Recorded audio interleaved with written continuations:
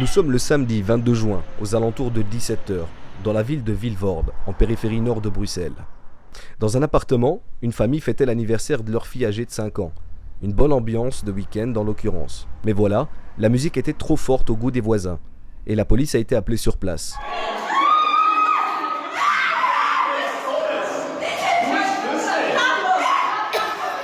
Veuillez éteindre votre musique, ont ordonné les deux agents de police, en néerlandais, sur le pas de la porte. La tante de la fille, qui avait ouvert à la police, aurait répondu que la musique tournait à plein pot dans la rue et que cela faisait davantage de bruit encore. De plus, l'heure qu'il n'était ne pouvait être considérée comme tapage nocturne, puisqu'il n'était que 17 h. L'agent n'aurait pas répondu et a exigé de la femme qu'elle s'exprime en néerlandais.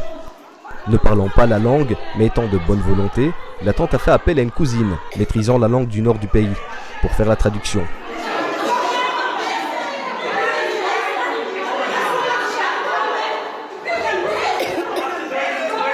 Là, sans motif apparent, la policière s'est jetée sur cette cousine, sur le pas de la porte. Elle l'a ensuite plaquée contre le mur et l'a étranglée.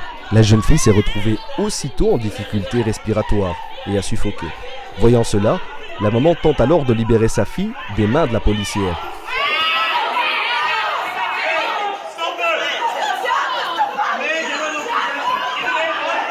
Elle y parvient, la policière lâche, mais l'histoire ne s'arrête pas là. Elle s'en prend à sa maman, de la même façon.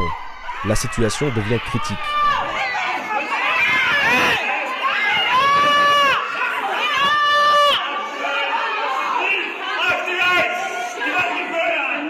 Les invités et les témoins sont pris de colère et veulent s'interposer afin de permettre à la jeune fille de reprendre son souffle.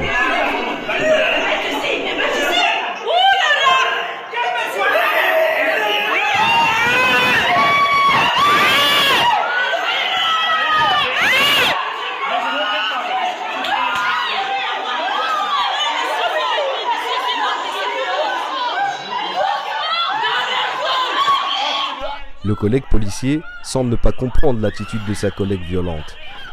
Il éloigne les gens qui l'entourent pour ne pas laisser faire ses agissements sur une propriété privée, qui plus est, et sans mandat. C'est alors que la policière asperge les invités et témoins à coups de gaz lacrymogène.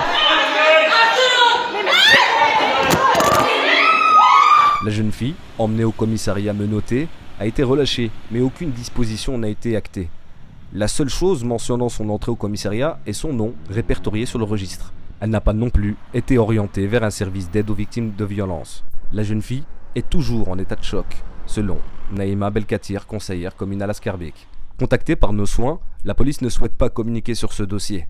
Elle refuse de dire s'il y a une plainte ou une audition, mais il est légitime de penser que c'est le cas. En tout cas, pour la plainte, puisqu'elle a déclaré qu'une enquête est en cours. Les informations viendront du parquet.